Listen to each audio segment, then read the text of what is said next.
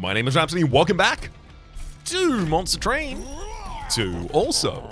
Alright, new run. New Pyre Heart as well, the Pyre Heart of Entropy. Add eventual shard to your deck after each battle. Draw one extra card for each 2 blights in your deck. Look, I gotta admit, I'm not keen to use this one. I kinda don't want to use it at all. Sure, it's a bunch of draw gems, but the draw gems give you blights. So what, you just need to take energy so you can play those blights? Don't seem comfy to me, to be frank. However, I will be taking it. Lunar Coven, I feel like Lunar Coven is underplayed. Like, I know Underlegion is underleveled compared to the other ones, but I think it's because I've only played the Underlegion with, like, their first clan, like, them as my primary clan, rather, twice. But I played them as my supporting clan a couple of... I'll tell you what's happening here. Underlegion is currently my bias, right? That's the one that, given a vacuum of any other influence, I will choose a lot of the time. It's not represented in the numbers right now because I'm intentionally fighting against that in myself. But at some point, I do need to play more Underlegion. I don't think it's right now. Lunar Coven Awoken, I think, would be an interesting pair. Also, Lunar Coven has the benefit of both of their spells being 0 cost, which seems particularly good here. I guess I haven't played Ekka for a second time. Yeah! Also, restore 1 health to a friendly unit, so that's pretty good for rejuvenate triggers as well. Alright, this is what we're doing. Let's go. Start with 2 copies of Fey Blessing in the deck, restore 5 health, healing over max health applies armor instead. So it says healing over max health, so it still heals. So I would imagine this still triggers, even if you use it on a unit at full health. Well, actually, I was about to say, rejuvenate still triggers when you heal a unit with full health. But I imagine this still triggers rejuvenate. Wildwood's out, 2 copies of that, 1 Ember to consume, apply regen 5, and then an Animus of Will, one of my favored of the Awoken attack units.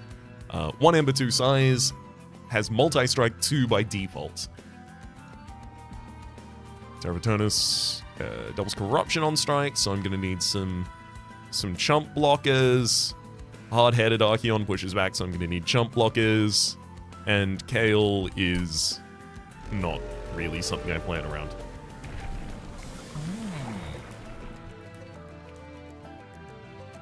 Interesting. Silver Empress gains the Lunar Echo ability. Cooldown of 2, create an ephemeral copy of a random spell played last turn. And also, on full moon, have 15 Conduit. Then there's also the Celestial Spellweaver, has Conduit 6 by default, and on Incant, gain Conduit 1. I like that. I like the idea of that a lot.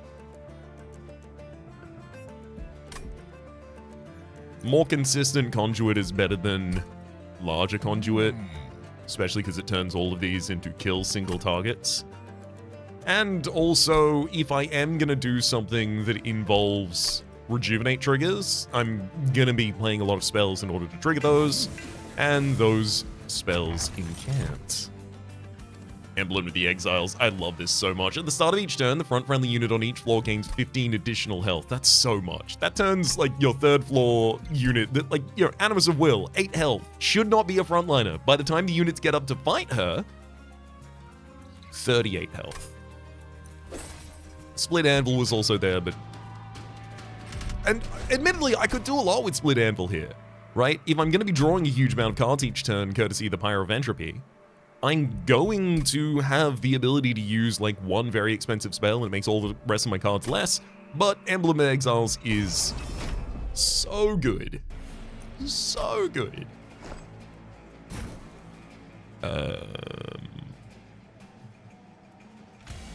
Fun.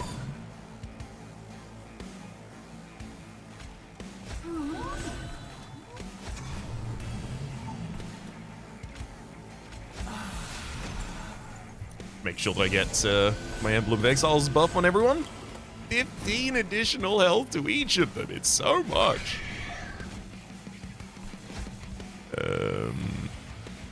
Yeah, so store you, and then Witch Weave for the back line, taking out the healing unit.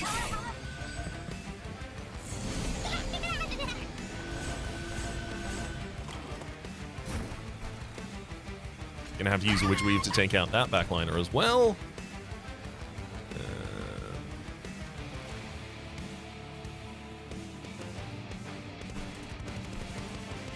Certainly feels like Faye's Blessing ends up getting played on the bottom line.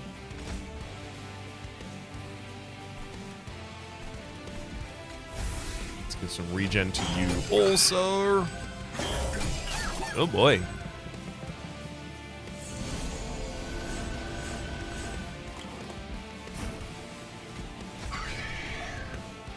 Each of these Witch Weaves will only deal 1 damage. I can't take down the Fallen Champion before you get to the top line.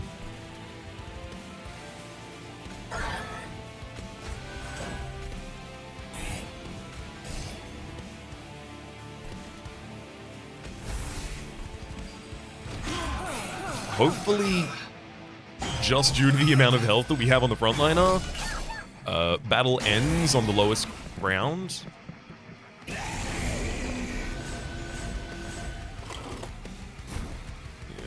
Okay.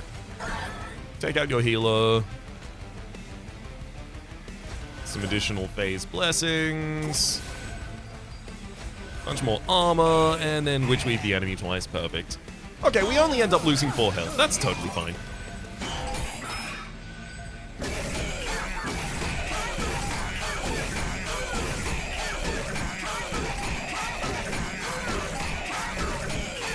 Now just imagine if the unit in front of Eka had a Rejuvenate trigger or a Revenge trigger, or any of those. Oh, Pyre of Entropy, thank you for my additional shard. Meddler, 1 Ember, 1 Size, on Summon, Phase the Moon, on Ability, Manipulate. There's also another copy of Phase Blessing, and then finally a Bloody Moon. I like Bloody Moon, especially because if I decrease the cost of it, it becomes a very, very good energy pump, helping us to play out those Vengeful Shards. Steel Enhancer, apply 4/4 to a unit. I've got to say, Razor Sharp Edge, -2 health, but plus 10 damage to a unit is certainly much more appealing in a world where I know I get 15 every turn for the frontliner.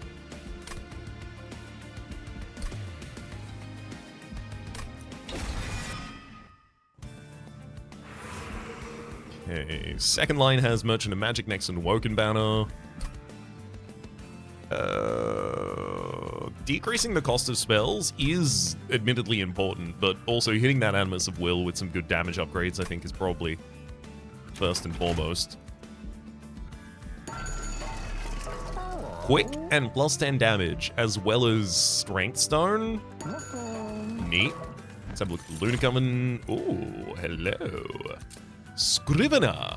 2 Ember, 1 Size, has the ability Spell Weave. Cooldown 2, draw a spell, and apply -1 to its cost. Yep. There's also Shade Guard on Resolve if it's New Moon, get bigger, but I'm gonna take the cool one. Having the Animus of Will attack before the enemies is super good.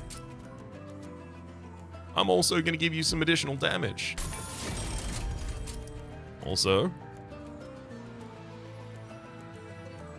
additional health and spikes on one of the Shield Stewards. Heck, I could even throw a Frenzy Stone on the Scrivener. I think I should.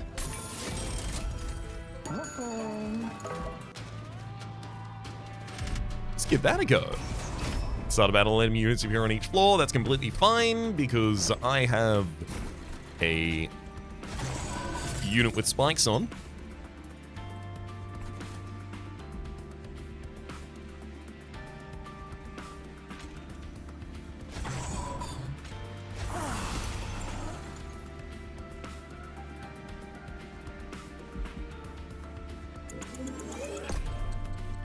Hang on. Quicksilver Cherubs. Cherubs Chorus new powers. I don't remember if these ones have an attack. Light, that is, sorry.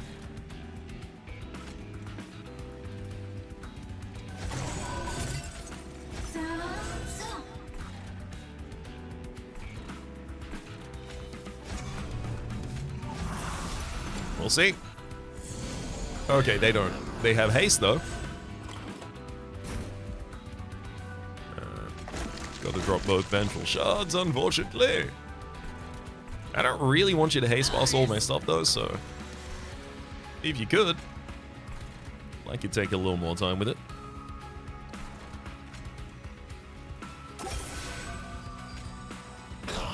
Couple incant triggers on the top line because we can.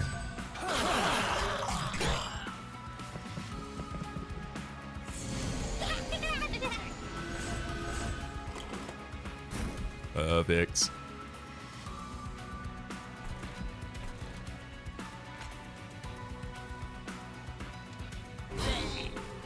Get him with the Bloody Moon. Stack up a bunch of regen on that top line. I could save 6 health if I wanted to use 2 abilities on that line. No, I don't think I really care about that.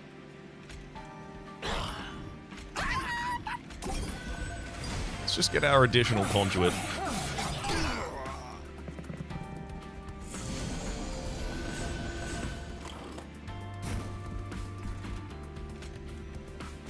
Razor Sharp, even more damage. Giant over-the-top ridiculous healing.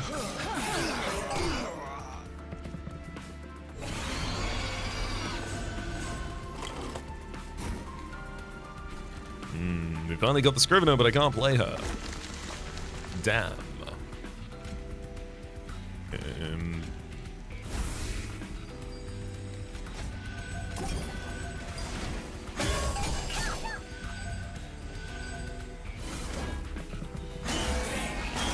How did I miss that that was getting past? I totally didn't even think about it. Oops. Absolute brain fart right there. It'll happen. Thankfully, all these lines are much more than comfortable enough to take down these enemies, so we're fine.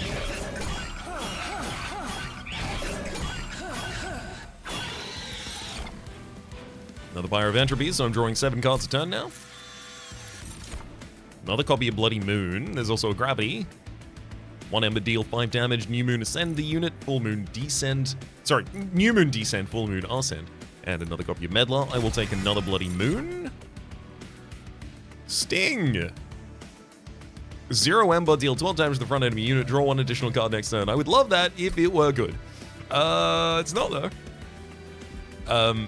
In this instance, because I'm already going to be drawing hands that are full consistently, just courtesy of the Pyre, so additional draw from Sting doesn't really help. 0 costs like Steel Enhancer that give me some value for just drawing are really powerful.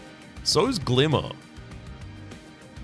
Restores health to friendly units and deals damage to enemy units. Obviously it's an AoE, it's a huge amount of AoE damage with Ekka.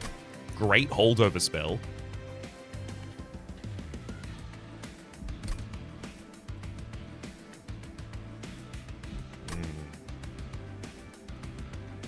Steel Enhance is really good too.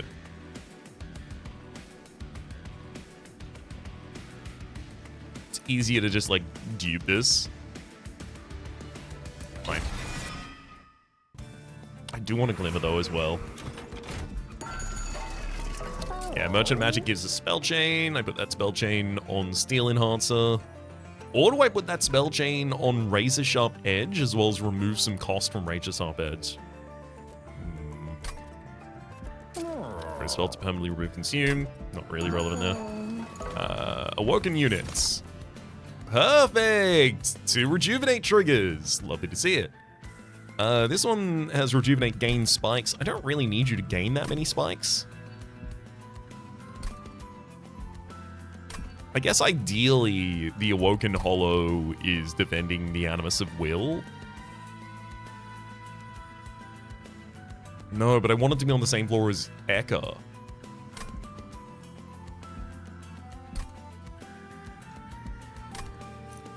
Then I guess maybe Thorned Hollow is the direction I want to go. Let's have a look at the Celestial Alcove before I go to the Merchant of Magic, just in case I get the opportunity. Well, Spell Chain is really good. It's like Spell Chain on Steel Enhancer. If I got to dupe this 5 times and I just had 5 copies of that cycling through my deck, I'd be pretty happy about that.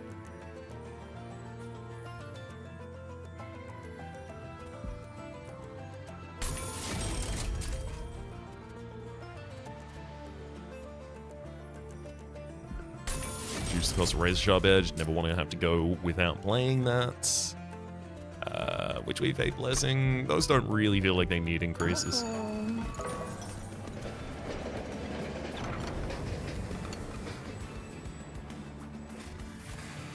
Graft a random equipment onto a unit or gain a random graft unit. Definitely graft an equipment onto a unit. I feel like the unit that would probably just want me to throw something on it randomly is Animus of Will. Oh, wow. Soul Smelter. That's a 3 Ember equipment. Siphon, gain 1 soul. So whenever a enemy dies on its floor, so it's going to be important that the Animus of Will is my kill floor now. And then on Celebrate, gain 1 Dragon Horde for every 4 souls. So if I kill all of the enemies with that line, pretty good.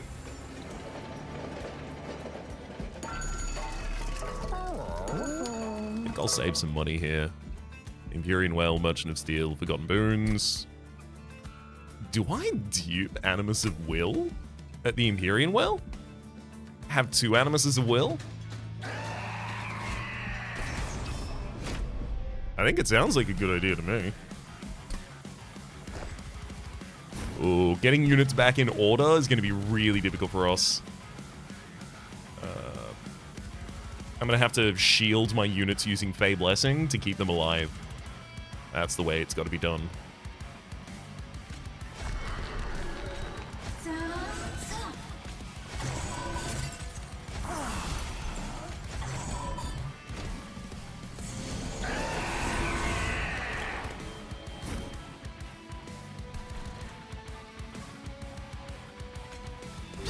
Bloody Moon.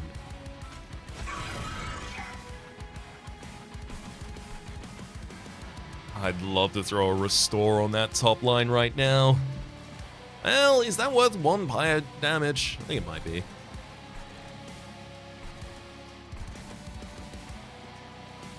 I want all these, as many of these units as possible to die on the next floor. Okay. Maybe I don't use my Bloody Moon. Because then I can have all of the units die on the next floor, so that's more Siphon.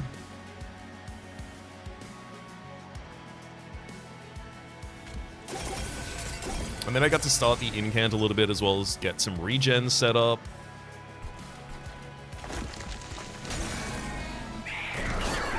Oh, also Echo in the front line now gets health at the start of the turn. Okay, so good. That'll help cover for this.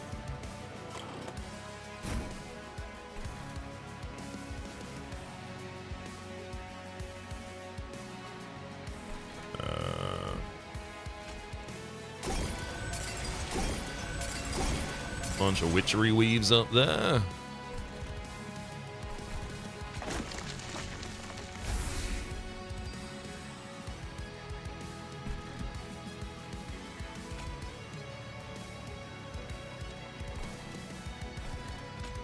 Yeah, you're gonna need additional damage to push through the Chosen Shield Bearer there.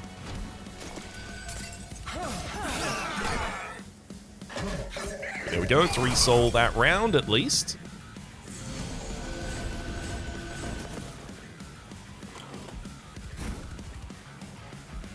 Ugh.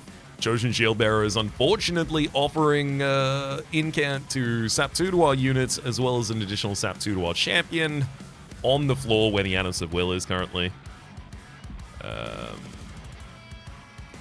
I've got the Steel Enhancer in hand. I think I can still do this. It'll just lower the damage I end up doing to Archeon.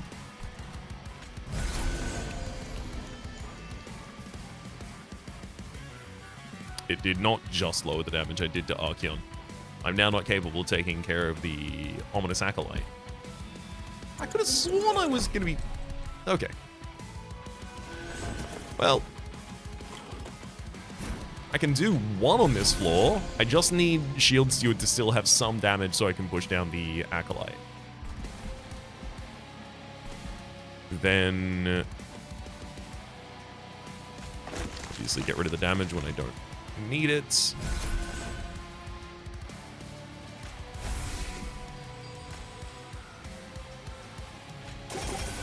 Keep him regen.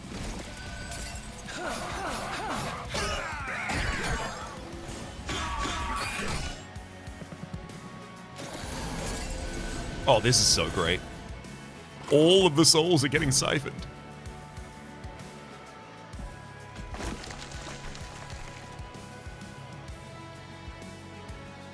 Which is absolutely ideal.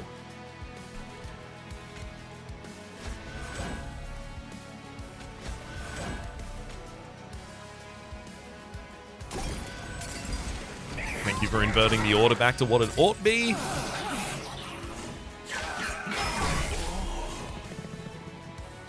So what's that? 8 souls on that floor, so that's 2 Dragon Horde at the end of the turn. I can get 1 more? 3 Dragon Horde before the end? Obviously, I need more enemies. Actually, 2 Animuses of Will on the same line? Oh god. Maybe I go Capacity Rune first. I could actually see myself doing that. Yeah.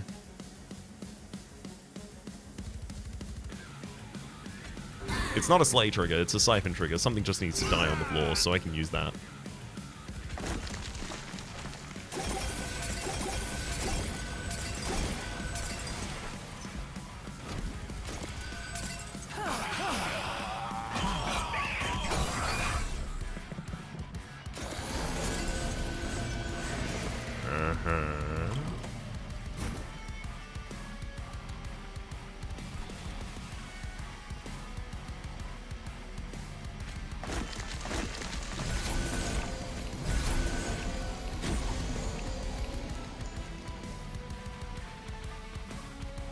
You're kidding me. I can't kill the Savage Spearman now.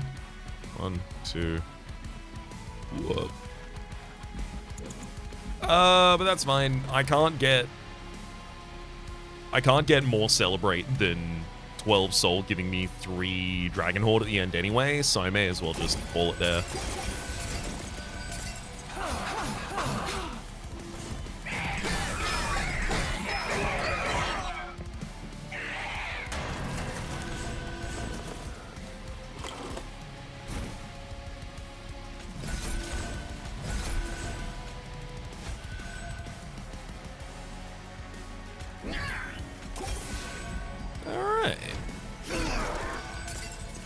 Let him get him.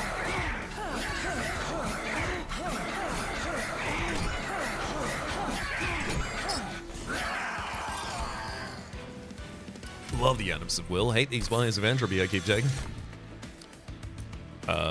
Duality. 1 Ember attuned, deal 10 damage to an enemy unit, or restore 10 health to a friendly unit. There's also Unleash the Wildwood, 1 Ember to restore friendly units of full health. Finally, the Ritual Tome, 2 Ember to consume, apply Titan Skin 2 to a friendly unit. Titan Skin's nice.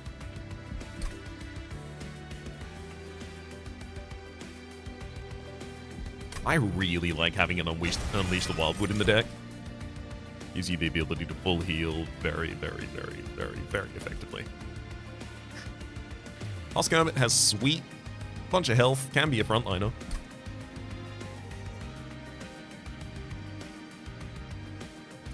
I do want to go for size and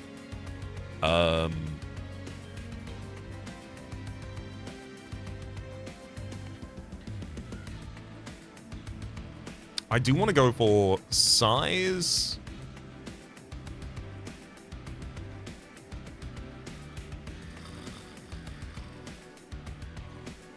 And Ember as my 2 upgrades. I think for size, I take Husk Hermit. So here's the reason. If I can give Husk Hermit quick, it will help out the Animus of Will by clearing out low health enemies. It's a big beefy boy for the front line. And it is also only 2 size compared to a 3 size from one of the Shield Stewards or a Thorned Hollow. So if it's only 2 size and I go for capacity here, then the duped Animus of Will is 4 units on the floor. Husk Hermit is another 2, getting us to 6. We have a capacity of 7, so that floor can even support a Scrivener, which I would really like.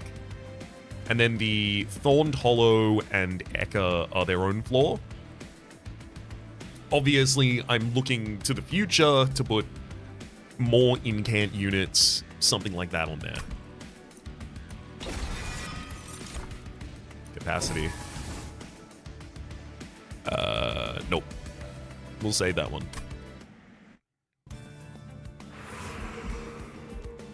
Merchant trinkets wouldn't even give you that much value right now. Incant to gain conduit 2, please. Merchant steel, quick. Wow, we got it. Quick and attack, yes, thank you. Titanite? Take half damage from all incoming damage. I'll drop that on the Thorned Hollow happily.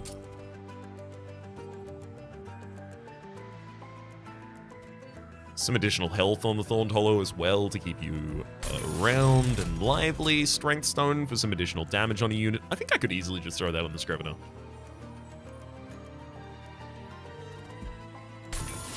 Just give you a reasonable amount of damage as a unit.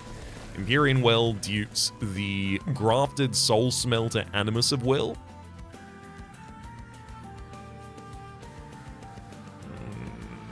Runner-ups. Spell Chain, Steel Enhancer. That's about it, though. Oh, there's another dupe in the next area. Next to a Merchant of Magic. Let's see what we can do with that. Ugh! Disgusting! Kel the Corruptor. Relentless. Incant. Apply Corruption 3 to your units. How dare you? That said, I'm going to get my statistics big enough with Incant before you do that, so it's not going to be a problem, but how dare you? Nonetheless. How thee dare?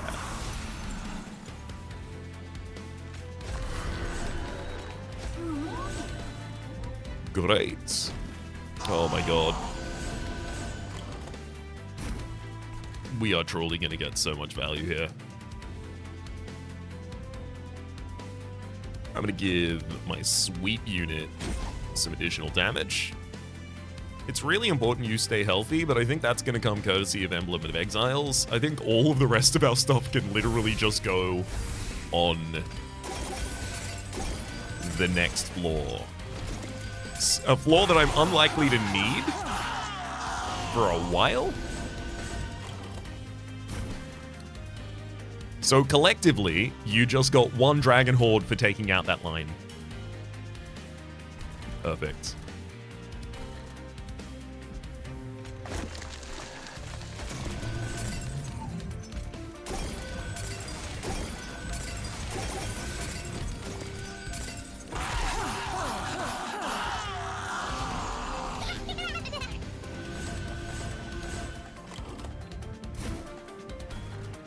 Hey, we get to play our Scrivener now.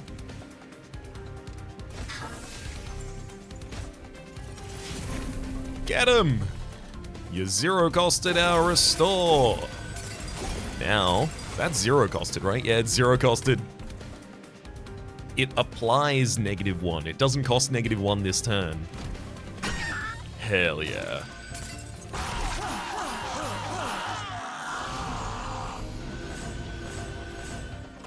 I suspect I'm going to be filling my Dragon Sword this turn. Yeah. There's a problem that happens occasionally. 3 Vengeful Shards just need to be played out. I'd love to have the relic that makes all of the Scourges and Blights cost 0. Or honestly, just any of them that benefits from having additional Scourges and Blights in the deck, because otherwise I play them. It was kind of how I expected this was going to end up going, but it'll become a little less tedious when I have additional energy generation.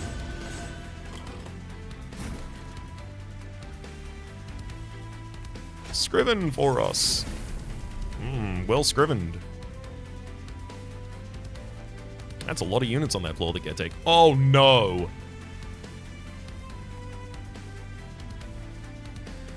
No! I didn't even think about that. They don't even survive, so their siphon does nothing. Each of you is going to get me 4 Dragon Sword at the end of the round, but only if you live. Which is not going to be the case here.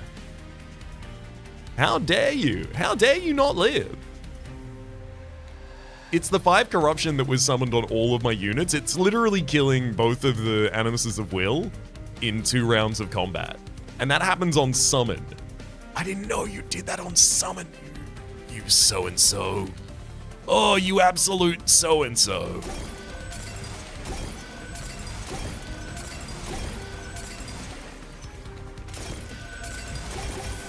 Still can't believe you did such and such.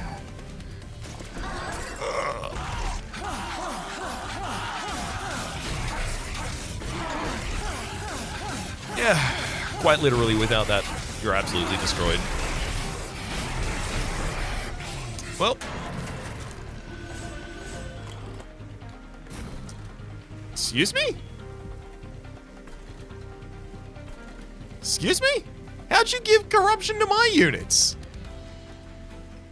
On summon, triggers when blade applied corruption 5 to all of your units. I don't think you should. Alright.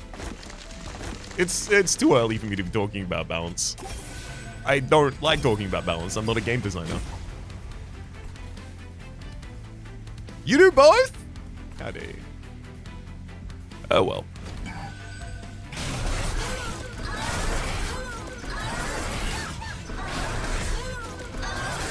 Thank heck you take lethal for trying to hit me. Loads of money. Moonlit Glaive. 2 Ember, 5 damage. Mage Blade 3. Increased damage by the magic power on the floor. I mean, I think that's a really good way to give Eka a bunch of damage. Moonbeam, deal 20 damage to the front enemy unit X times. Lunacy, phase X times, supply X conduit. I'll take a Moonlit Glaive. Ingraft. Draws an additional card next turn. All of these draw so many cards next turn. Consume, add 3 sting spells to your hand, each of them adding a new card next turn. Invigorating Solution, adding 3 new cards next turn. Engraft, 1 new card next turn, but at least this pays for itself and can be an Ember Pump. I've still got to save that, unfortunately. Merchant of Magic Herzl's Horde, yes. Significantly more impactful than another Merchant of Steel at this point. I can remove Consume from a spell, but I could also remove Cost. I mean, lowering the cost of Bloody Moon and then removing Consume from it does seem pretty good. -1 cost Intrinsic on Engraft. I could also do that on Unleash the Wildwood, giving me the ability to fully heal the Hollow on turn 1. I think that's pretty important.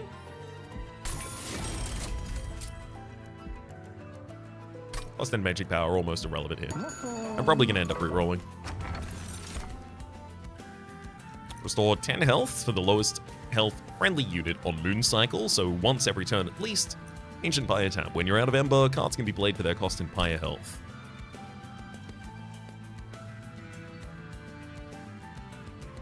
That'd be like a desperation play, if anything.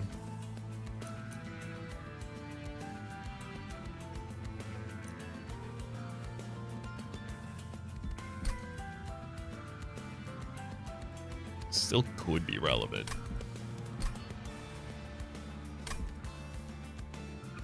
I'm gonna take the Circle of Cycles.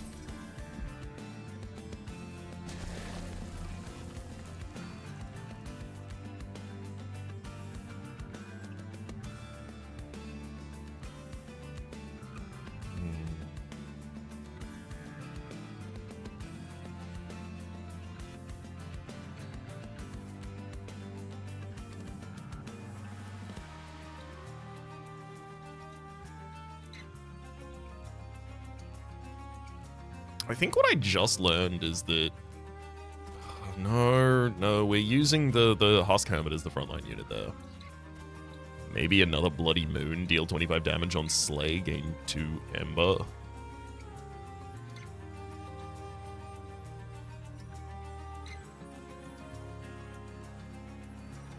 Yeah, it'll pretty much always kill a target.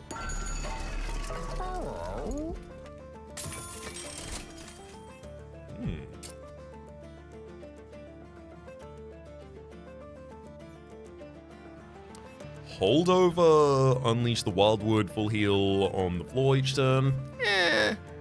Holdover Steel Enhancer so that I can upgrade the health of units that will otherwise die to things like Corruption. That seems pretty impactful. Spell Chain and Holdover as well. And then -1 costing on Engraft seems great to me. Perfect.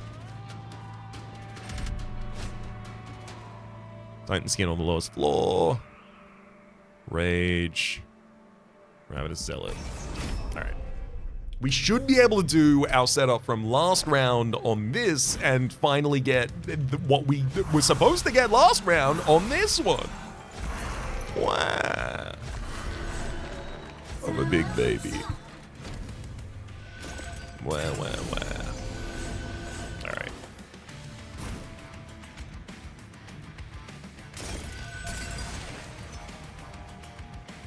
Bloody Moon. Take a target off the field and give me a bunch of Ember for it. Thank you. Razor Sharp is great on this floor. Scrivener in the back line. Throw those two away. Scrivener draws and lowers the cost of a spell. Can't lower the cost of that spell, but that's okay. It still gives me additional Ember to be able to play the rest of these.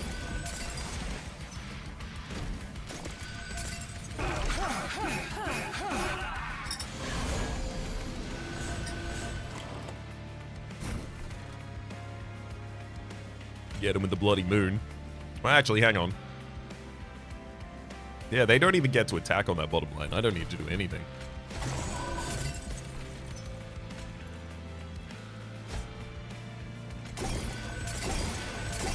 Six more damage on Eka every single time I cast a spell on that floor. Oh, the souls! The souls!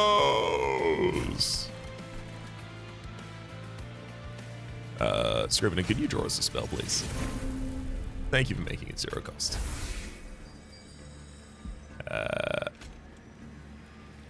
Bloody Moon takes out a target for a bunch of extra Ember for us. There's no incant triggers on this bottom floor, right?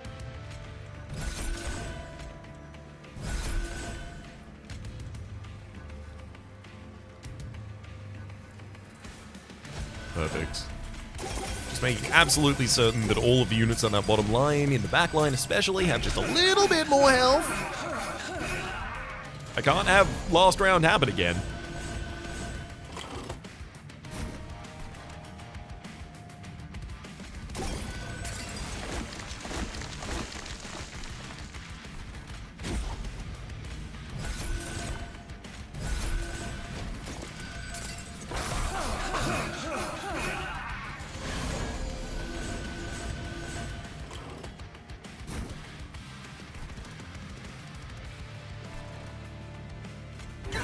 Take out my own unit in order to get additional energy that I do not need.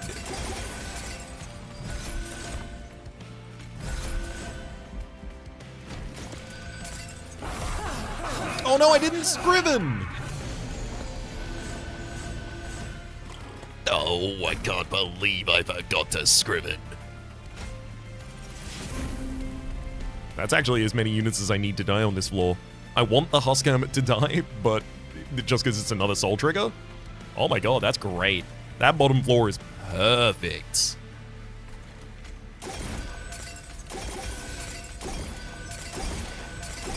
And I know you're not going to get up here, but the next floor is pretty good too.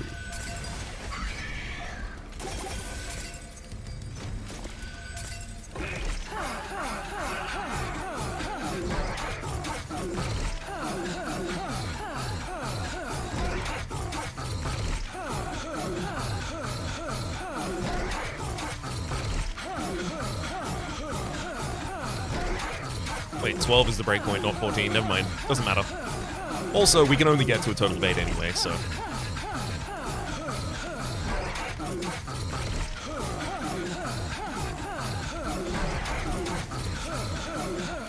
Get him!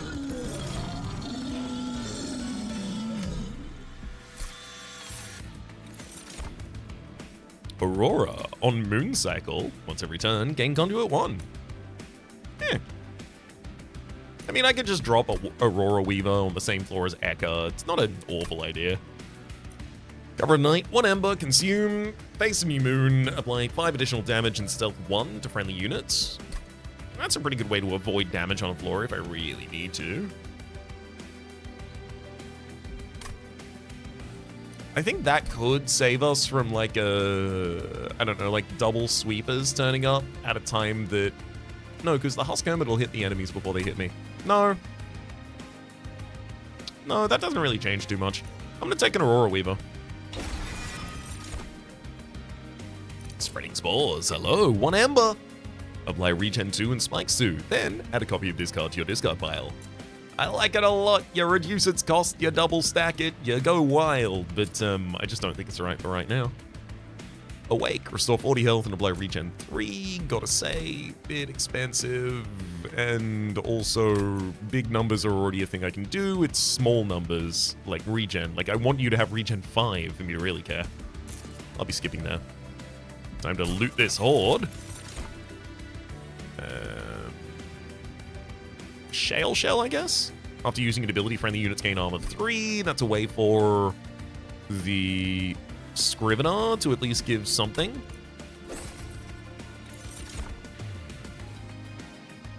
The first time each turn a friendly unit is drawn, drawn is healed, draw 1.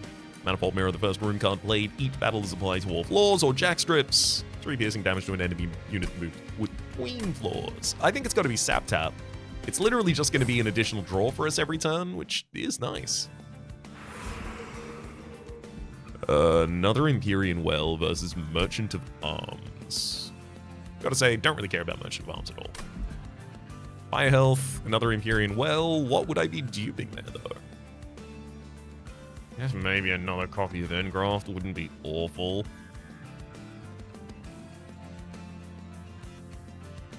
Steel Enhancer with Holdover and Spell Chain is nice, but it does slow down our cycle a lot. But it gives me the ability to push my backline units outside of health positions that could be particularly rough.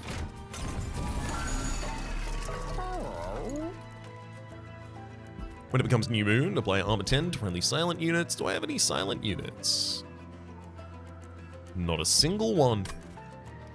Friendly units gain +1 damage per stack of spikes. Yeah, damage is not really what I do on the Thorned Hollow. Dante's Footstool. On deployment phase, draw a rune card from your deck, reduce its cost to 0. Great. A rune card is going to be very easy for me to take in the future. Also going to reroll here. Unit cards without an upgrade cost -1. That's the Aurora Weaver. And the Aurora Weaver is the only relevant one there. And it's not even a card that I draw in the opening hand. When you play 3 different kinds of card in a turn, draw 1 and gain 1. Sure, that'll happen.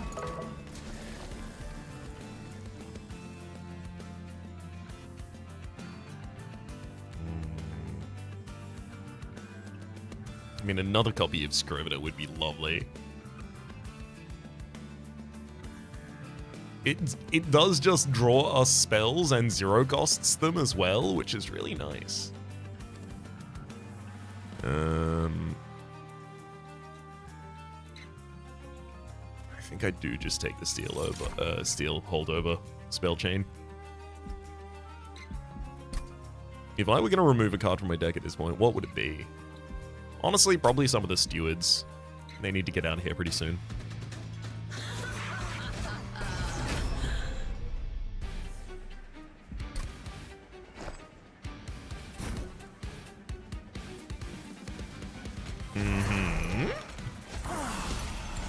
It's time to smelt some souls.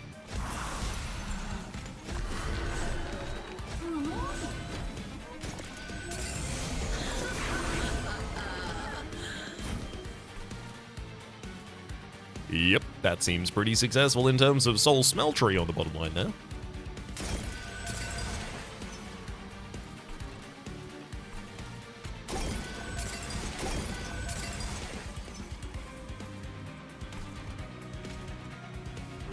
Throw that on the bottom line just for additional energy. Aurora Weaver. So I could put you on the same floor as Ekka in order to give more Mage Blade damage, but I could also put you on the bottom floor literally just to increase the impact of conduit effects down here. in case I want Phase Blessing to be particularly good and things like that. It's relatively minimal in impact.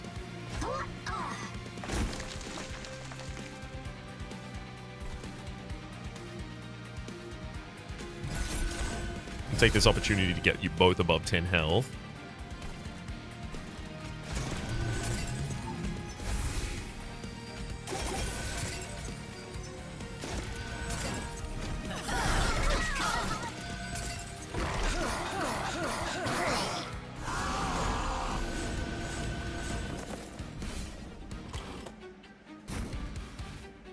There's the Scrivener.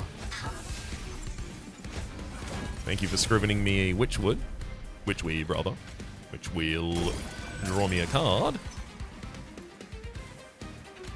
Then no incant triggers on this floor. I mean, I do need the Husk Hermit to do more damage for the sake of taking out the Vampiric Cherub.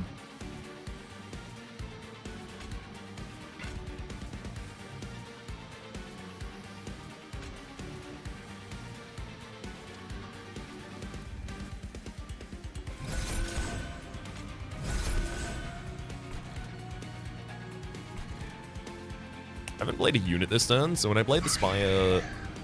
Didn't I? No, I did play Scrivener.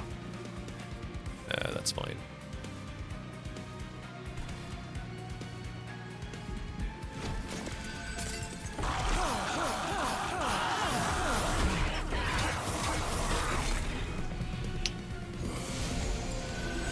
Next line's just gonna have to deal with that one.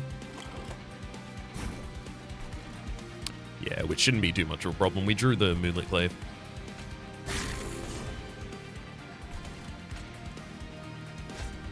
Yeah, so there's all your damage.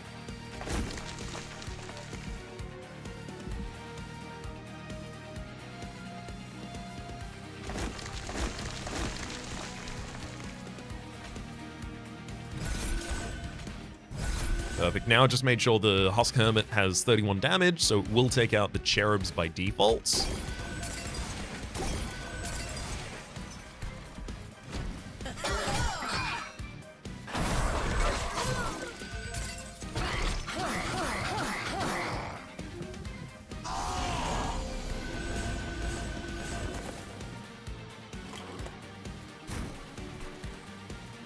Ideal.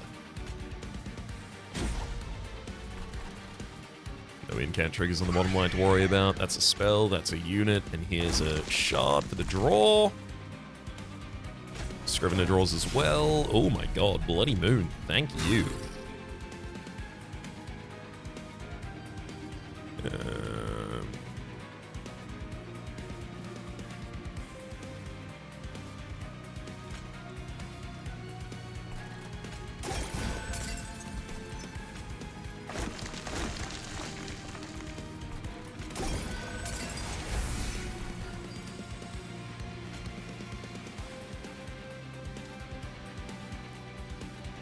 So you...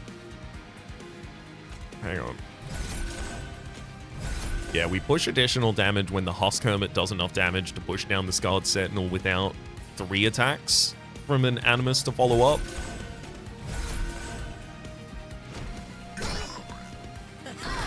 So buffing the Husk Hermit at the moment feels appropriate. Just short. That's okay, we won't be short next time.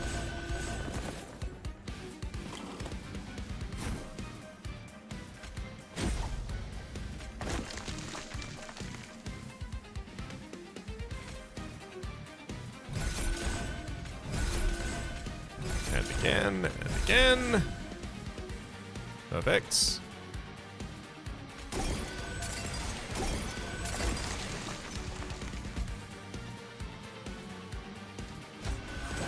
Also, great opportunity to add some additional armor to the backliners when I've got Phase Blessing up and a bunch of incants. Sorry, and a bunch of Conduit, rather.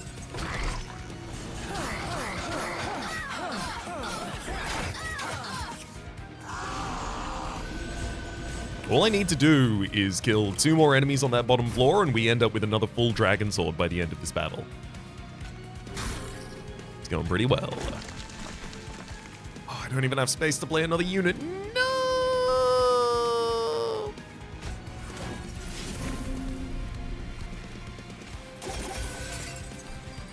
I'm unleashing the Wildwood on the bottom line just to keep you healthy.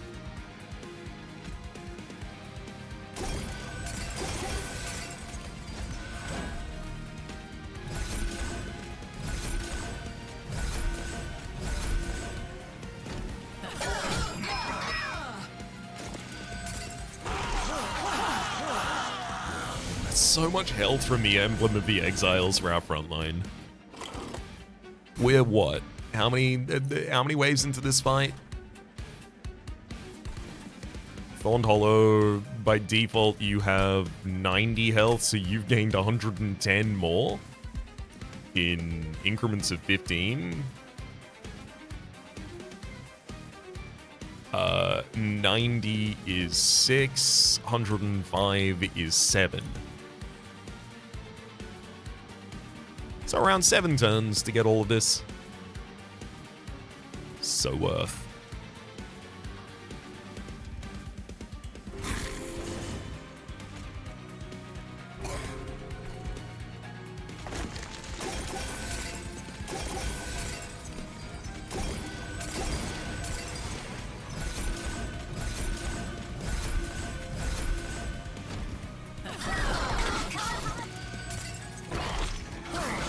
And that'll do it.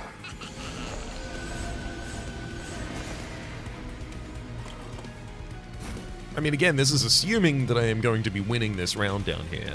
But thankfully, that does seem to have been a pretty fair assumption.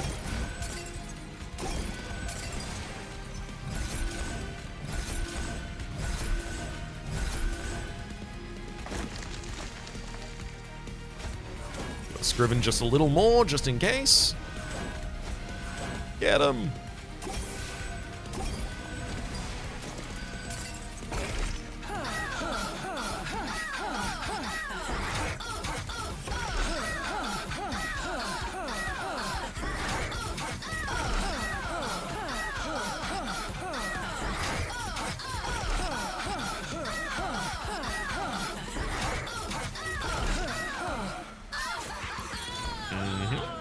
That's 8 full Dragon Horde immediately. Cycle of Life. 3 Ember to apply 10 additional health and spikes 8 to a unit. I don't dislike that. Duality, attune, deal 10 damage to an enemy unit or restore 10 health to a friendly unit. That will do a huge amount of damage with that attunement, to be fair. Ritual Tome, consume, turn skin to a friendly unit. I'm going to take the Duality. Fits more within the cost profile of what I can really do. Hell's Flame sounds good to me here as well. Then Loot. When you whip a friendly unit, apply Conduit 4, that means oh my god, that means both of the Animuses of Will, when they spawn, immediately get Conduit 4, which gives me the ability to use Bloody Moons with a bit more range, but also to use the Phase Blessings for additional health on that bottom line. That's huge.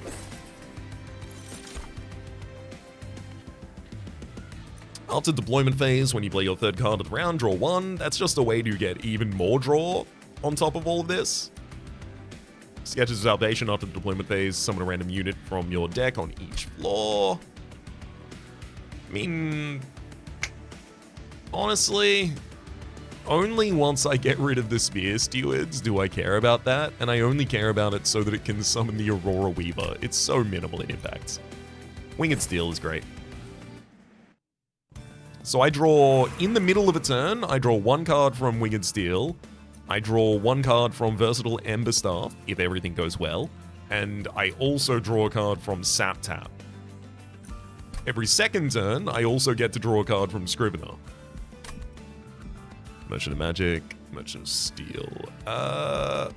Merchant of Steel's on the same side as an Armory or Room card. Merchant of Magic, realistically, matters so much more.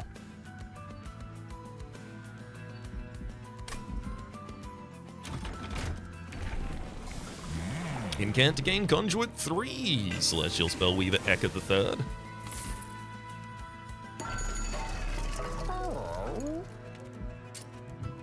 Heal your buyer by the spell's cost. I don't dislike it, but I also don't want to use it. -2 cost and give consume to something, and then I can remove the consume from it if I wanted to on the Bloody Moon. I need a third copy of that? Honestly? Yeah, kinda. With the amount that I draw, yeah, kinda. 10 additional damage to duality. Honestly, not relevant realistically. Spell chain and intrinsic. Okay, spell chain is very important.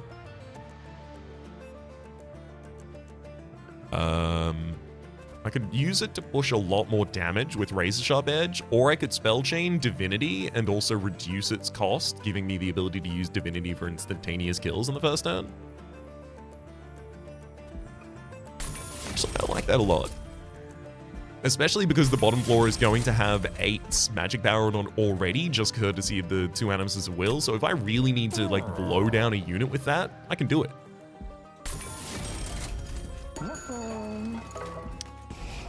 Removing 2 cards from the deck. First and foremost, we do need to get the Spear Stewards out of here.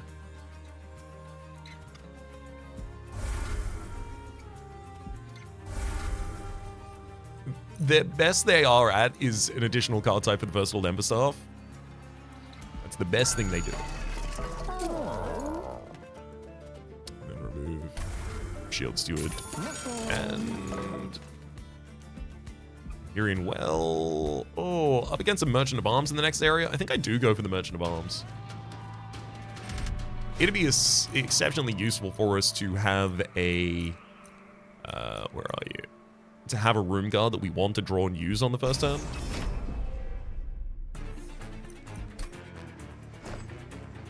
And units can totally appear on each floor. That's completely fine by them. I will still need to set up on the bottom floor.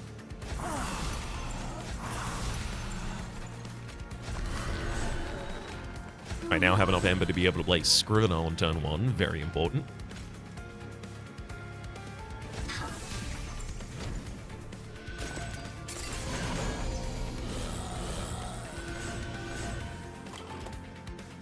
Nah.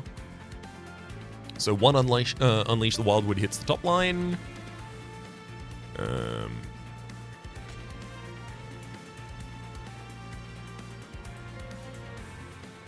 Take out the Discordant Heretic and one of those, giving me additional energy. Play a Shield Steward there, just as a sacrificial unit. Get rid of it. Versatile Emberstaff. Triggers. Wildwood Sap. Nice to see. Yeah, we're already clearing out the bottom line, so nothing else needs to be done there. So we'll unleash the Wildwood, give regen, give regen, give regen, give rejuvenate, big heal. The big shields.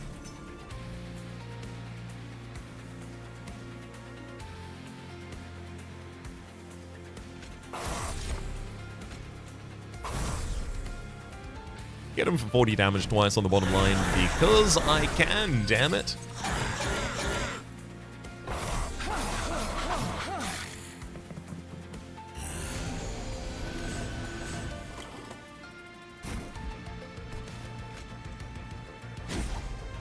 We'll still smelt enough souls, don't worry.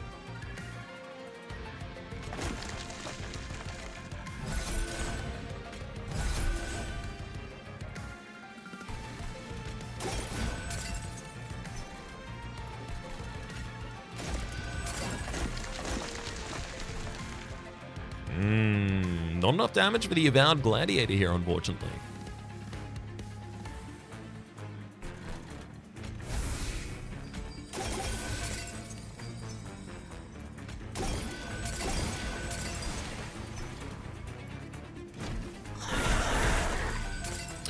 Ooh, Amalgams could be a problem. Because I don't have a midline right now. And the Amalgams will just do damage to me because of that. Yeah, I need to push more damage. I think Moonlit Glaive on the bottom line doesn't make sense because it's not as much damage. It's not really going to scale well. Like it will scale on the next floor up. Alright, Bloody Moon, take out a backliner for us. Perfect. Then I'll play an Aurora Weaver. And Moonlit Glaive on the top floor, drawing additional card. Drawing 2 additional cards, actually. One from the Versatile Vemperstaff, one from the Winged Steel.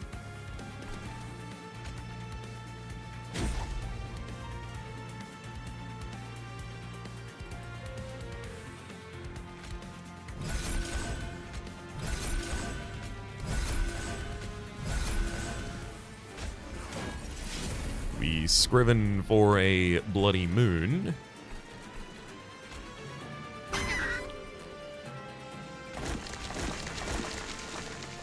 Alright, again, another Avowed Gladiator going, oh, this is not good at 2 big dudes. We're failing the 2 big dude check. I mean, realistically, we are clearing up the second dude, but like, my one-line wonder.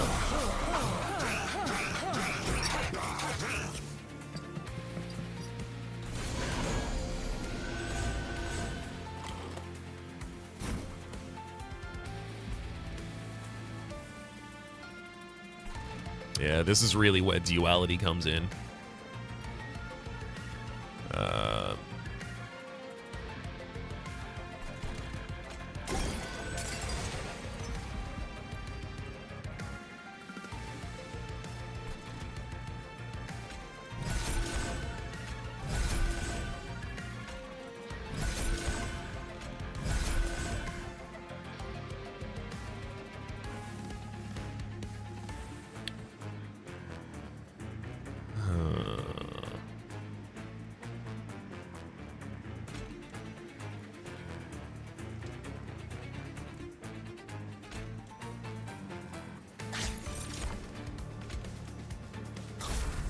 Significantly more impactful if I just take out that same unit multiple times here.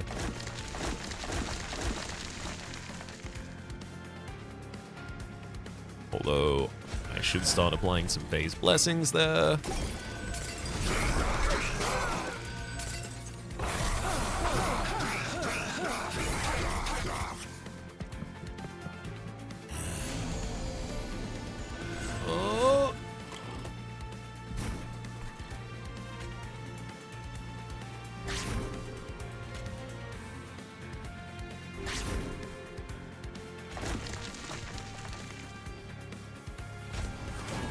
Bloody Moon. Perfect. Which we takes out 1. Bloody Moon the other. Now they're all gonna die. Oh.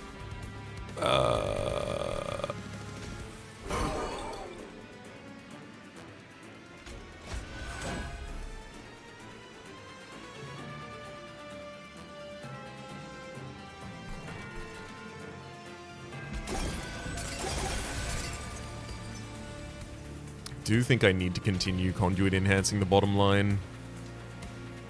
I'm going to go for some additional health.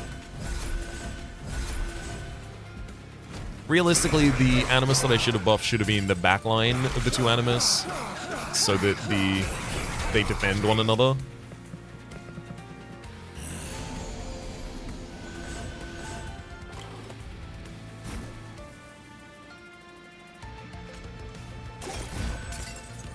So many vengeful shots! Why?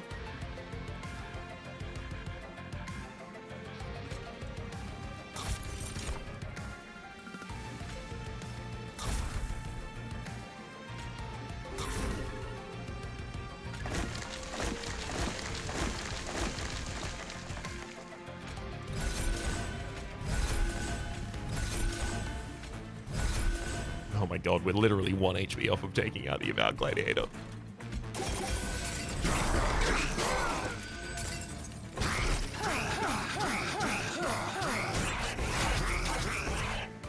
That said, we've already got 27 souls, so as long as our bottom line lives, we're fine. Damn it. And you've got, yeah, incannibalized spikes to friendly units, which is the worst.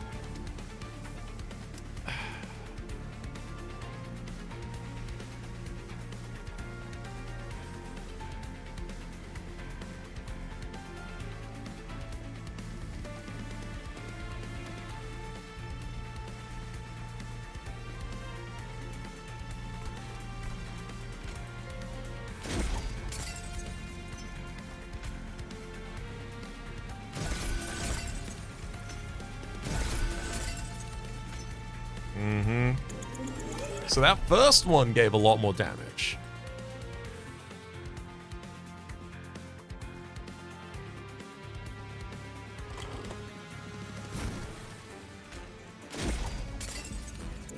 But only if done on the right target. And that's the second of the two Animuses.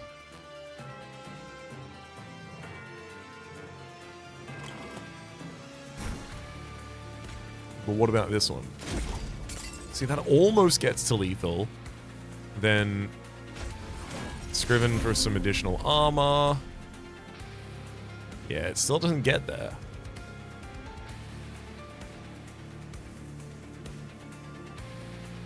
And now any additional buffs I throw on the field, I think, end up taking significantly away.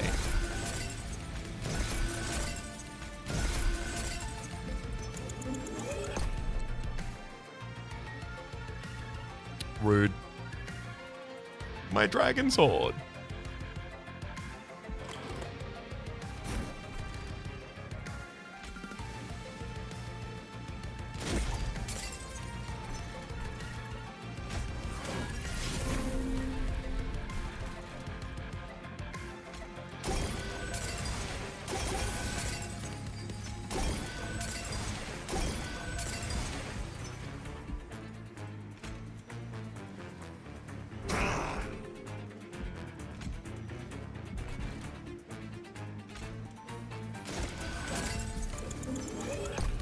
Hang on, can I phase Blessing to save any targets on that bottom line to save us?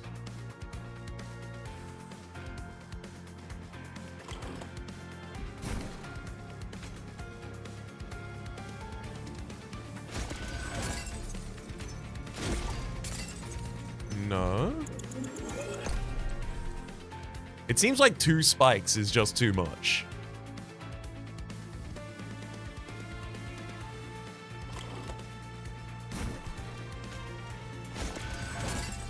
Yeah.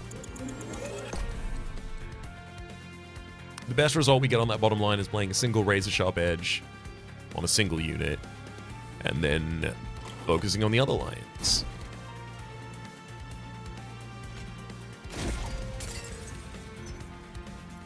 Shame.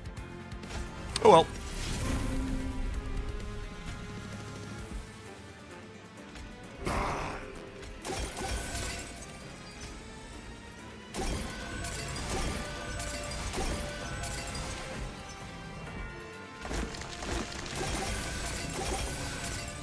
This is so much spell chain.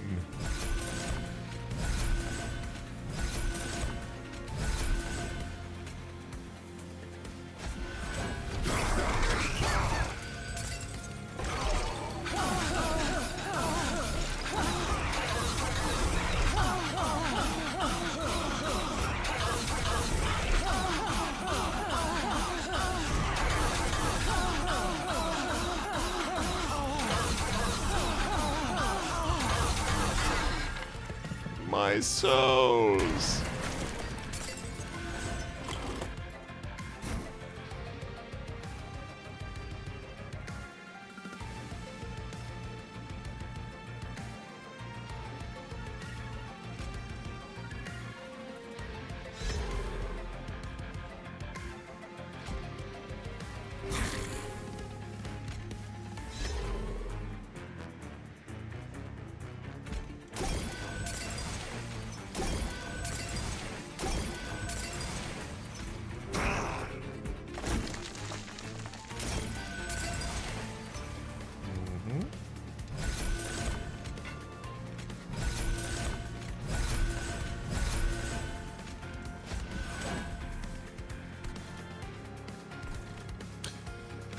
I'll restore 800 health to a unit twice there. See how that goes for us. And then you can come up to this floor and face hell. Yeah.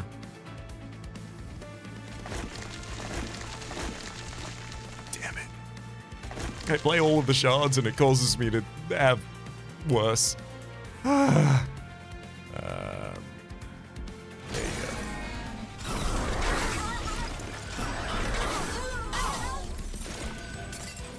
So what, I got to get 1 dragon sword out of all of that? Yay! Woohoo! Yay! Another Moonlit Glaive if I really need it. Cosmic Bolt.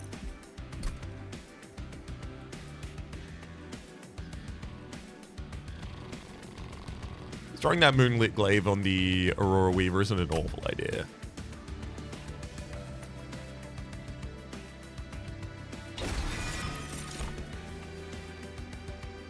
It really doesn't feel like Engraft's necessary at all.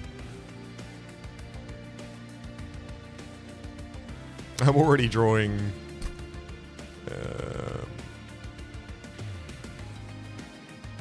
after the next boss, I'll be drawing 10 cards every turn, even without the Engraft.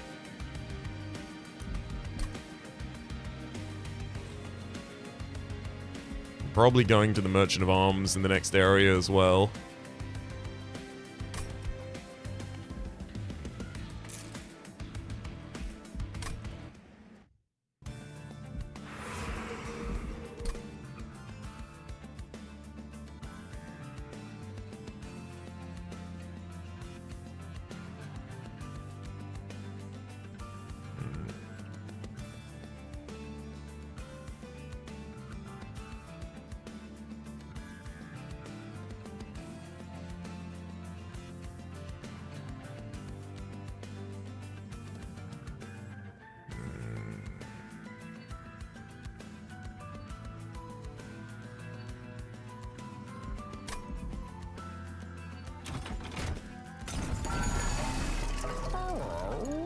Start a turn, fully healed champions, not relevant. On deployment phase, draw a non-damage spell from your deck. It costs -1. I don't dislike that.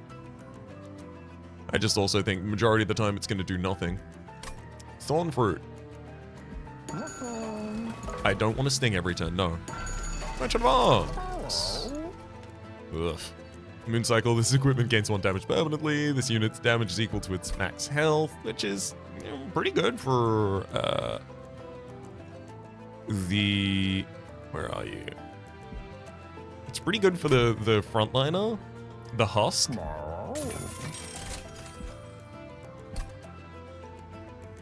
The Husk Hermit, because it means it'll get 15 additional damage every turn from Emblem of the Exiles. I'm gonna reroll here because I really want to get a room that I actually want to play. Grant silence to non-boss enemy units. Thank you kindly. Disable their abilities and triggers. Oh my god, that costs 3 Ember? I'm so glad I'm going to be paying 0 for it.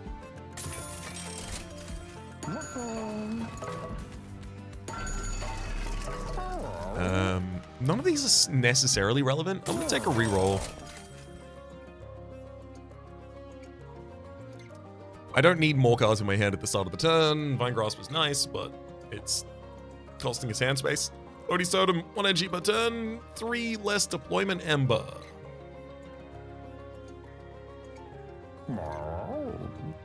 My setup on turn 1 becomes a little bit harder.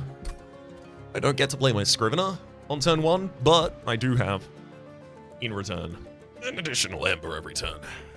That additional Ember every turn doesn't necessarily seem that relevant to us. Mate Blade adds an additional damage per stat, sure. Then I'll remove a card from deck. Noting it's relevant that I'm going to be removing another 2 cards after this.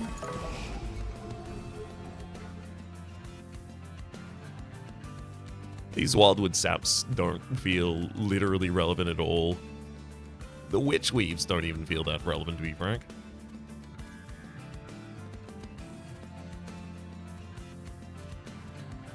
At least the Wildwood Saps had the goddamn dignity to leave my deck. Alright, yeah, I'm getting rid of 2 Witch Weaves, I think.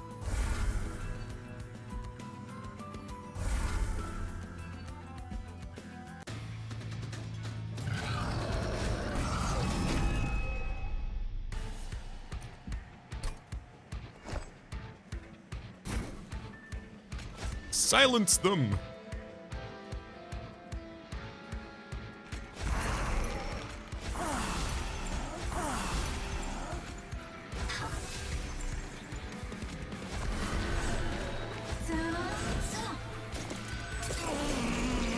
Oh my god. Yep, everyone here had something to be silenced. Corruption 3 applied. Wait, actually, this is also going to silence your Triggers and abilities. Yeah, this is going to silence your strike and action, so you're not going to be able to double your corruption on the Husk Hermit. That's so good. Oh, hell yeah. Wildwood on this floor keeps you healthy. Engrafts, and then raise a sharp edge on the bottom line, and draws an additional card now.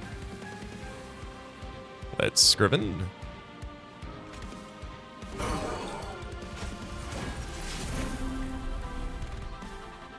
Good card to 0 cost.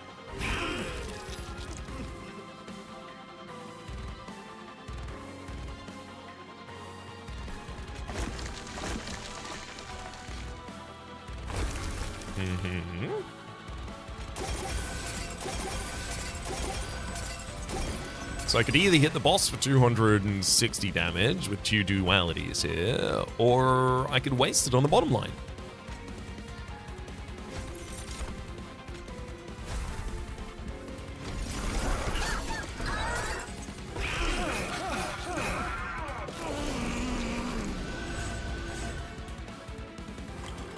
Oh no, it's only non-boss units that I can, oh boy, that I can nullify the effect like that. Oops. It's fine, it's still just oops.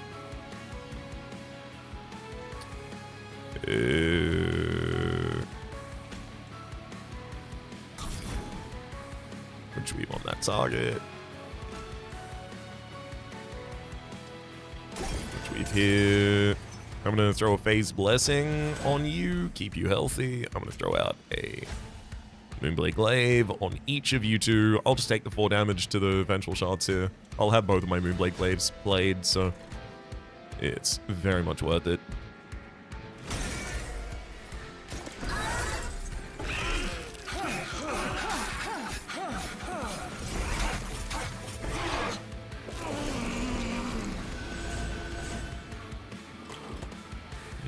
Corruption on every unit on the bottom line is certainly not what I wanted.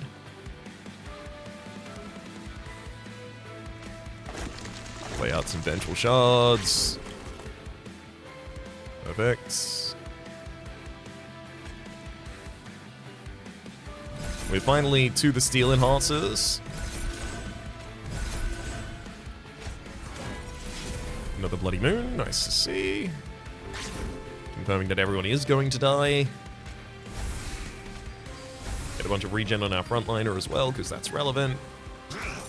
Double up on duality so that I actually can kill every target on that floor that turn. Perfect.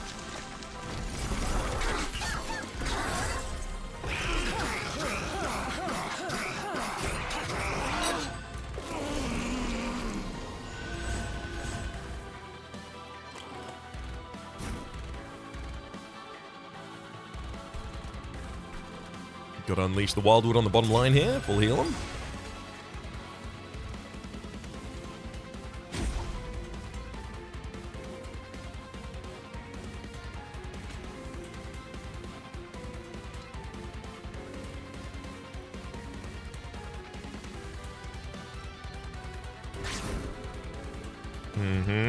It's these Phase Blessings that I'm looking for.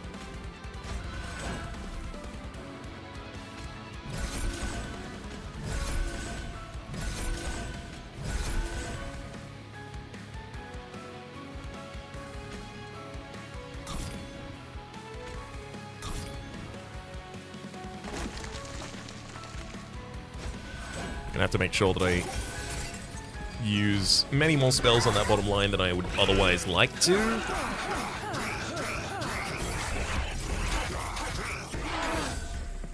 Otherwise, it's going to be very difficult to keep everyone down there very healthy.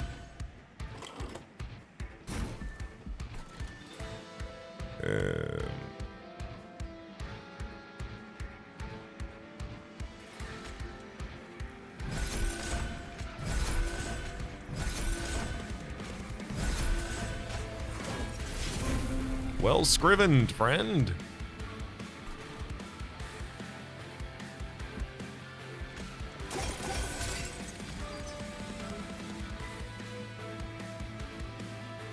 Yeah, I just don't have enough health to keep the Aurora Weaver alive here.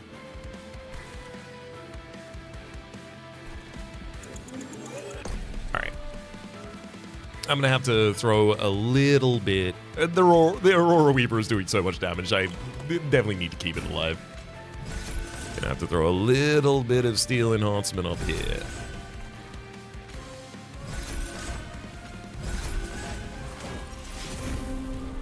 Everything else resolves the same though.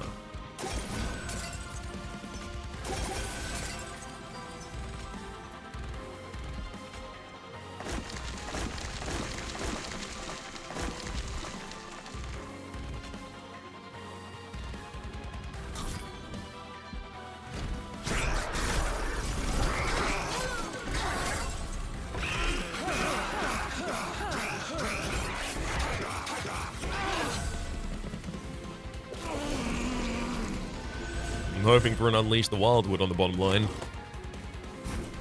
That's not that.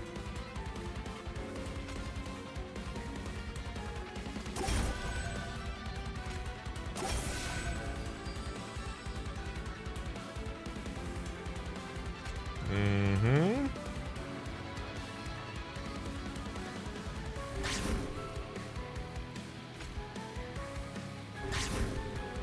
Two Bloody Moons was just enough.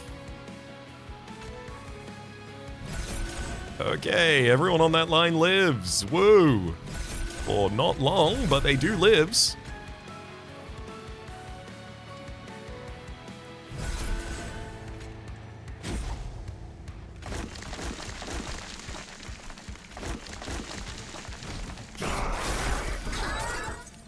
And I'm pretty likely to unleash the Wildwood next turn. Good lord. There's too many blights. There's the Wildwood. We've got Duality as well. Thank heck. Alright. So it's Wildwood on the bottom line. Everyone except for Scrivener lives. Phase Blessings would be the best way to get healing on this line.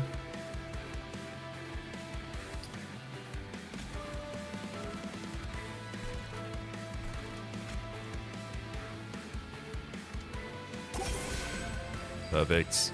Single Phase Blessing for Ek in the backline, and now everyone's healthy. Get rid of the Vengeful Shard and draw from Scrivener. Getting another Phase Blessing. That's super relevant as well. 78 health for Aurora Weaver, and now they are comfortable on that line. I can use Duality for a full heal on my unit, or I can throw 400, 800 damage total to Seraph.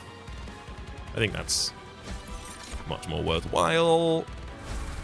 Especially courtesy of the fact that Witchweave can basically full heal us on the bottom line.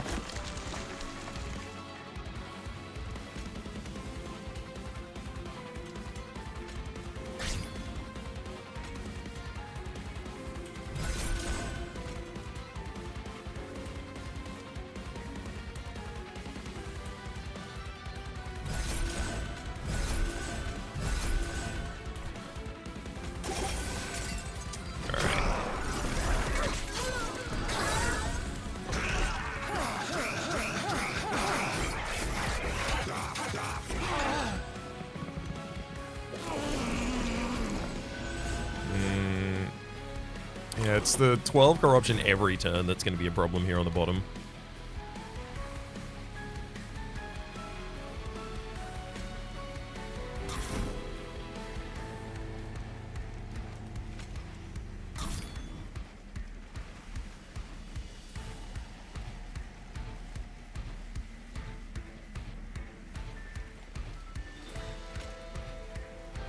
I'm gonna go all out on the bottom line and see if I can save my units. If I can't, then I'll try something else.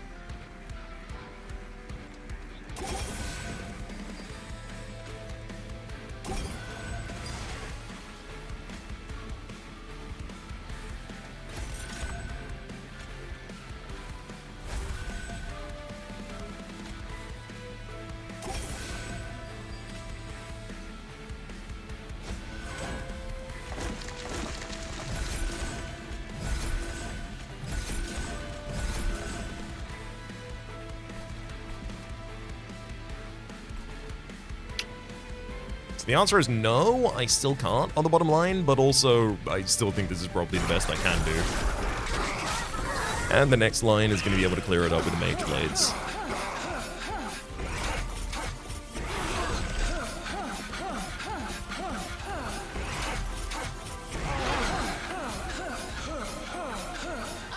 It's the doubling of that corruption every turn that makes this a wee tricky one. All's well that ends well, though. Unleash the Wildwood. Lay out a couple of vengeful shards.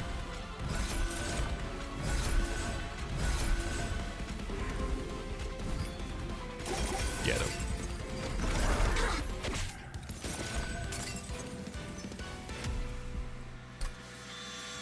Alright, I'm gonna loot my Dragon's Horde. 10 gold, baby!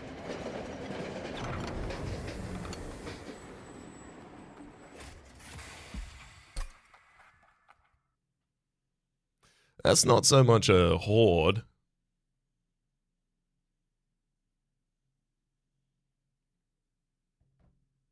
As much as it's the coin sitting between the couch cushions.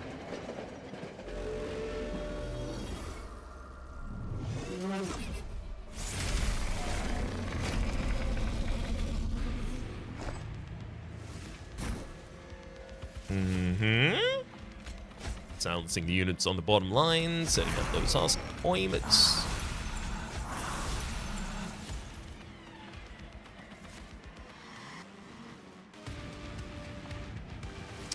Maybe I do want to split the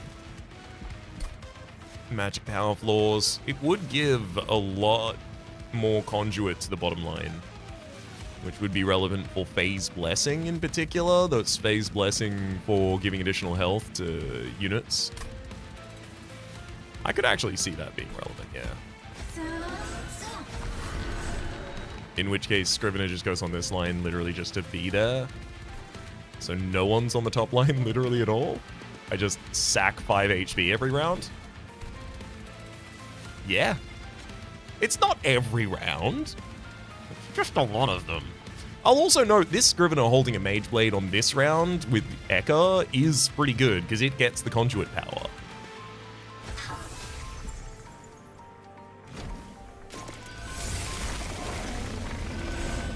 Hello.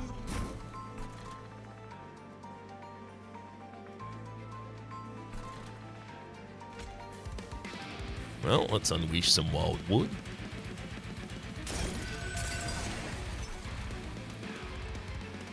Dang that these bloody moons aren't going to do too much in the first round.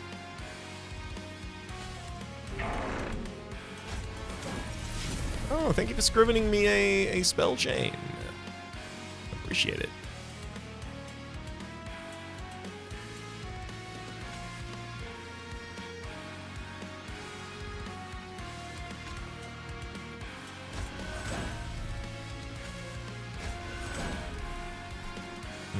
I do need to make sure the Husk Hermit doesn't just suddenly fall apart at any point. Your damage is going to be defined by your max HP, so I don't need to worry about that.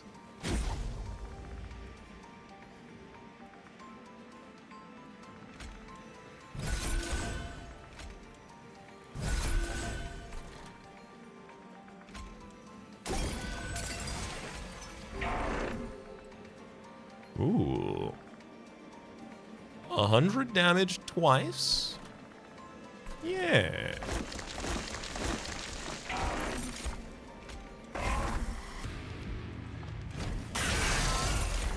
Oh, that Pyolite is gonna lock some in my hand every turn. I draw 10 cards. How dare you?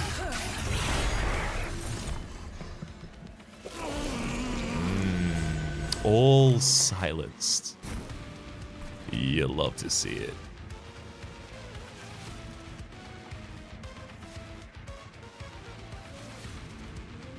Okay. Aurora Weaver.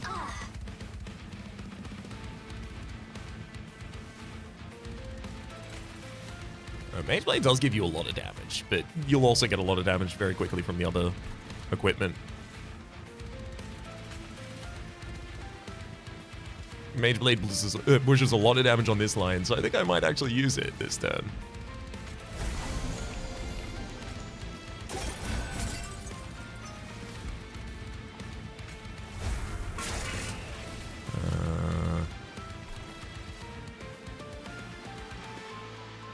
do want you to have regen.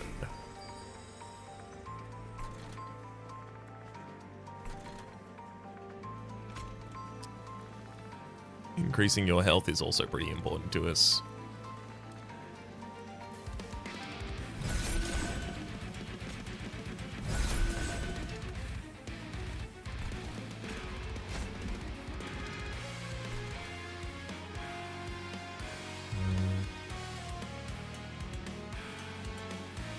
Yeah, sapping this bottom line was a bit of a hit. Like I said, I don't need to soul smelt on that line, but chosen duplicate going up one line, is that too much of a problem? It's not. No, I need to trigger my incants while I can.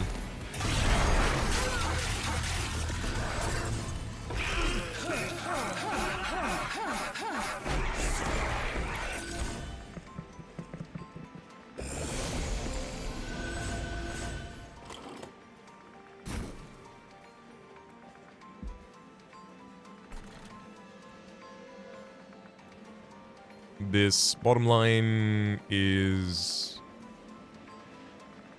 Oh, dying to the chosen assassin in the back line that's getting multi-strike across all of our units. That is actually really annoying. Yeah. I certainly don't have the spells to deal with that right now.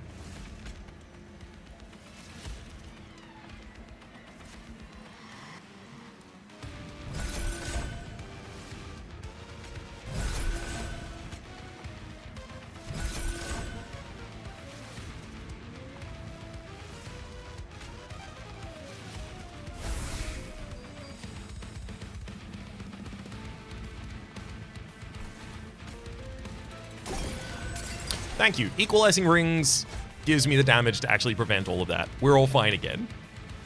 Woohoo! I was terrified for a second there. I'll sap all of my units a bunch because it really doesn't matter. The Husk Hermit keeps its damage. You can sap the Husk Hermit as much as you like. Its damage will always be equal to its max health. Oh, good Scriven, good Scriven.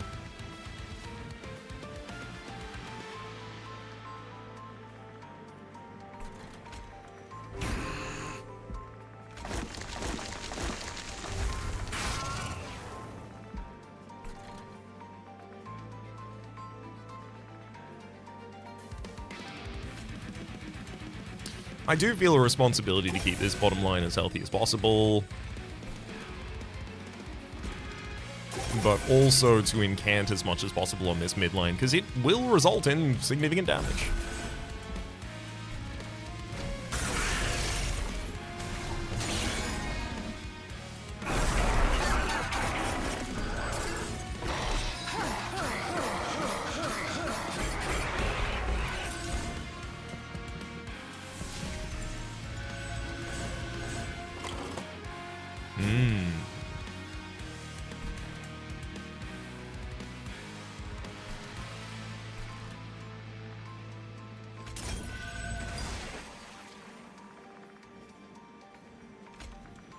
We unleash of the Wildwood on the bottom.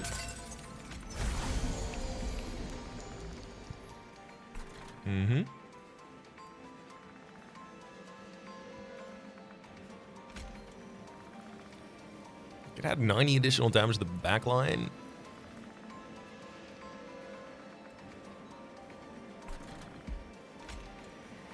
No, it's definitely another 300 on this line, I think. Just got a feeling that might be a better idea.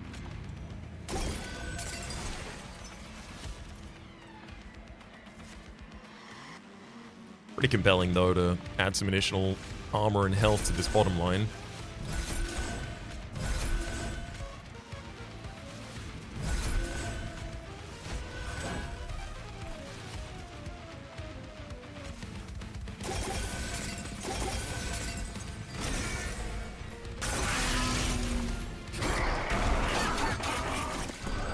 Alright, entropy mostly dealt with. I'm losing a lot of damage on my units with this sap. The Mage Blade is 100% essential for me dealing enough damage to Savagery, but it's working out, so can't complain.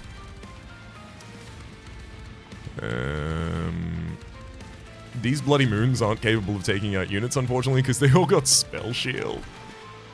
How dare you.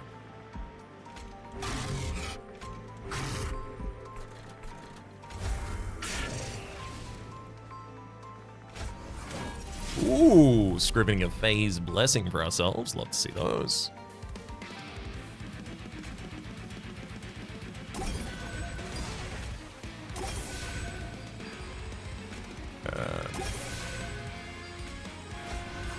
Again, the most impactful floor is that bottom floor, so I do need to focus on it like that.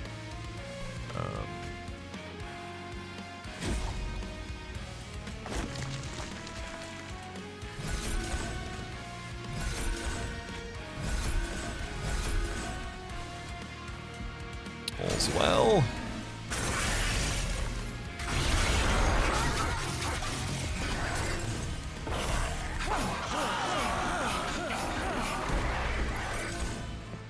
Yeah, without Mage Blade and Conduit, we wouldn't have had like the critical massive damage to actually be pushing through these enemies. I'd have to sap so many of my own units to do so. Okay. Another Curse of Entropy, Weakness, Burnout. Oh my god. So many shards everywhere.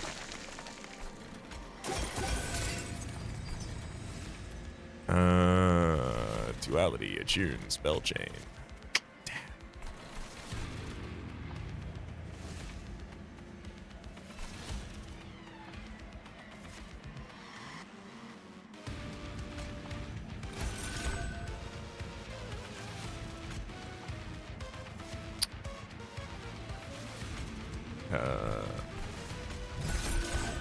Sure, we'll enhance some more steel down here.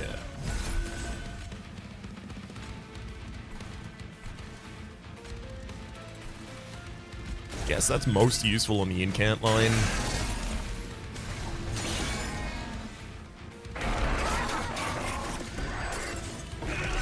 Now it's just up to Dominion. Whenever you're ready to die, bud.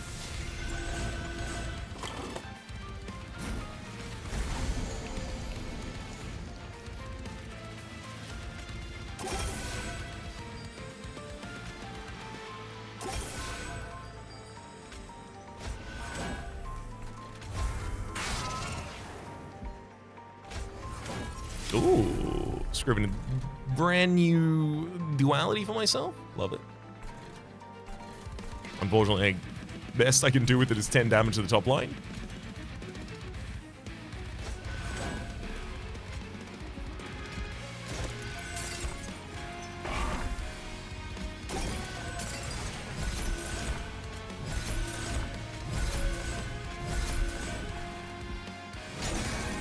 Or I guess the actual best I can do with it is mega pump that middle line.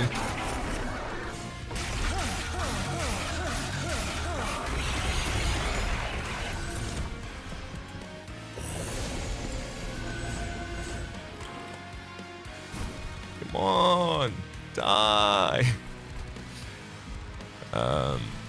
These Witch Weaves deal 1 damage to you. On this floor, they deal 120.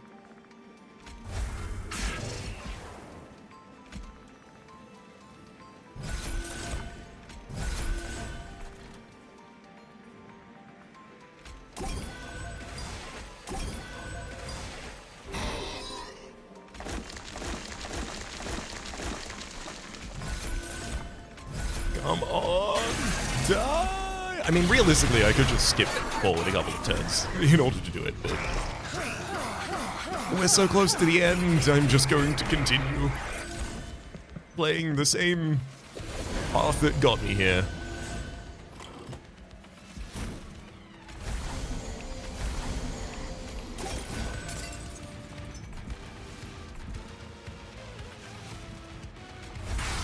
There you go. End of this round is end of the game. Those units don't even get time to die. Neither do these.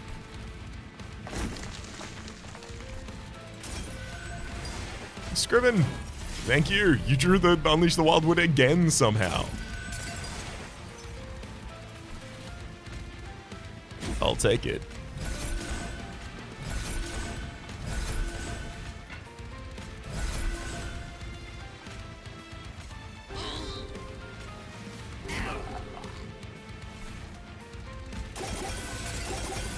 And that'll be all they wrote. Got 8 Dragon Sword just right there at the very end. Come on, let me loot it.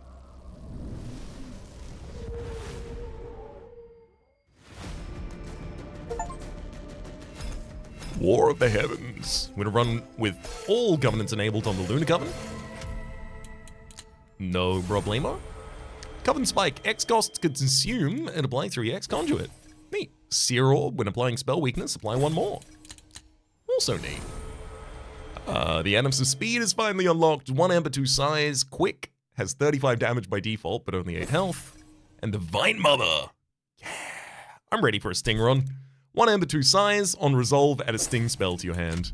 No! Let me level up! Let me level up! Only 6 new cards get gilded.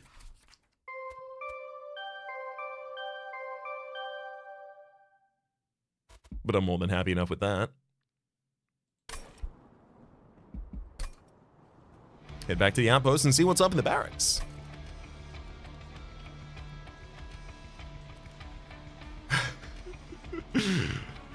Oh god. Alright, fun guy, listen up. Today's training involves teamwork. This suit of armor, it's gonna make the 4 of you practically invincible. In order for that to happen, you'll have to act as one mycelium. One mind, one body. If you mess up, your teammates fail with you. Everyone got it? This is heavy. How do I use it then? Just ride the wave, brother. Ride the wave. Remember your training. Work together. Right. Now, onward! Here we go. Oh, slow down. What do you mean, slow down? I lost an arm.